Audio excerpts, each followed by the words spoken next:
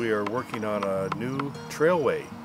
The town of Georgia acquired a piece of wetlands along an impaired waterway, the Deer Brook Waterway.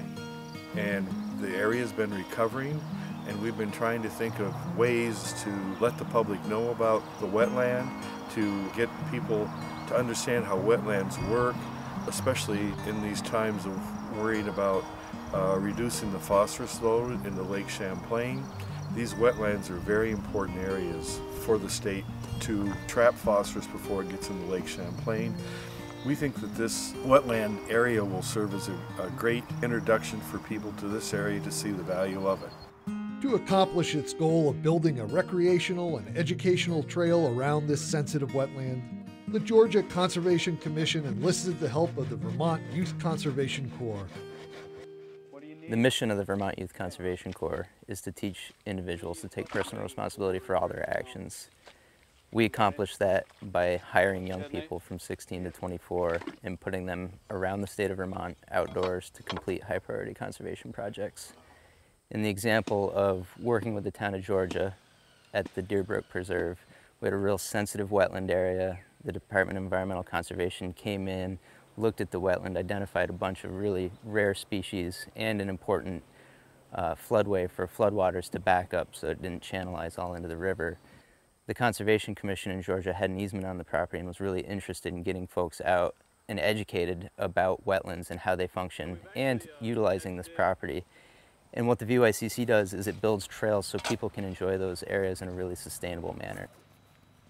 The property that we're working on right now is a Class 2 wetlands. So we have the northern hardwood forest, which includes like river hemlock and pine and a lot of other species of trees. And then there are a number of vernal pools. And then there's the Deer Brook, which on the northern part of the property is more evident. Here it seems like a marshland. If you take the wetlands trail through to where we've benched in, you can see a couple of acres of pristine marshland. It's beautiful. On National Trails Day in June, Corps members also passed on their knowledge of trail construction and maintenance to local community members. So what we want to do is take the excess soil from this area and the excess soil from this area, pull it to the center area to create a level walking path. National Trails Day is a day that our nation celebrates to allow trail users to become trail maintainers. Instead of walking the trails just purely for their enjoyment and recreation, volunteers from all over the nation come out to help with the sustainability of the trail. It's best to cut these flush with the ground. This past Trails Day, there were volunteers from all around this community that had the intention of hiking on this trail in the future.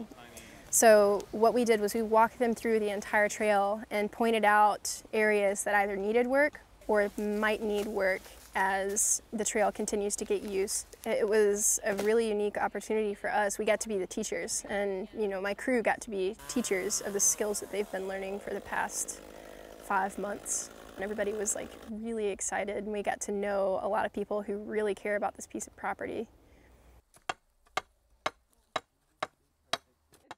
The Vermont Youth Conservation Corps is well known for its trail work, but it's also involved with watershed restoration projects. About 130 miles south of Georgia, another crew was hard at work near the village of West Rupert. On this project, we've partnered with the Batten Area Watershed Alliance to complete some important restoration work on the stream channel, particularly on the stream banks. This site is on Millbrook in West Rupert.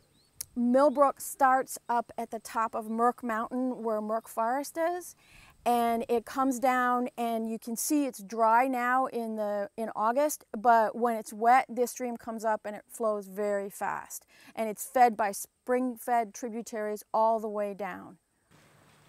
We are planting different sorts of trees so that the roots will take hold of the soil, so there'll be less erosion for when it rains and floods, because all that water is going to take sediment slowly but surely down the river. So our goal is to just plant more grass and more trees so that those roots will take hold and keep everything up on the banks.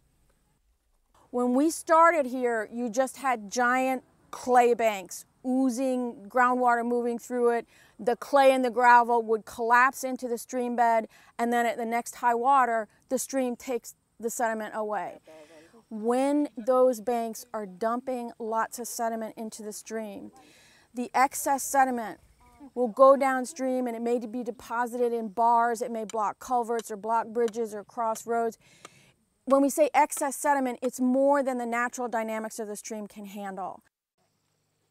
Stabilizing the stream bank helps reduce the amount of nutrients, like phosphorus, that would otherwise flow in the downstream rivers. For additional support, the crew also installed tree revetments. These are trees that we've moved onto the bank and are anchoring into the stream bank in order to slow the velocity of water when this stream floods. We use a piece of hardware called a duckbill that attaches to a cable and drives into the stream bank and keeps whatever material we attach them to from floating up and away. These banks are on the outside of a curve. The stream current is faster on the outside of the curve. Think of your arm going like this. Your fingertips are moving a lot faster than in here. It's the same with water. Water in here is going slow. It's going to drop sediment and build up a bar. On the outside, it's going fast. It's going to pick up sediment. So that's why both of these banks have been being raked by the current. They're on the outside of the curve. So if you put in those log revetments, you deflect the erosive force of the current. It's still there, but it kind of gets broken up. In just 2 years, the stream bank is already showing signs of improvement. And the hope is the plantings and revetments will secure the bank from additional erosion far into the future. Stream bank restoration and trail building is physically demanding work.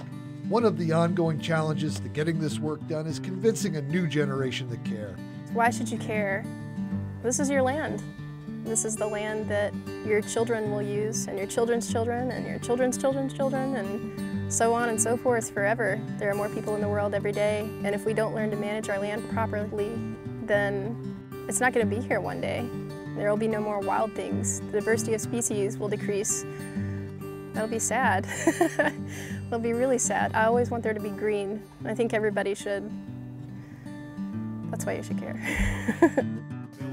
The real change is going to come through social change and working with people. And one of the things that I believe in the Youth Corps does is engages people with the environment they live in.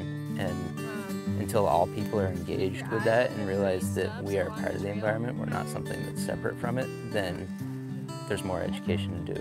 And there's challenges with people mismanaging watersheds and waterways and rivers.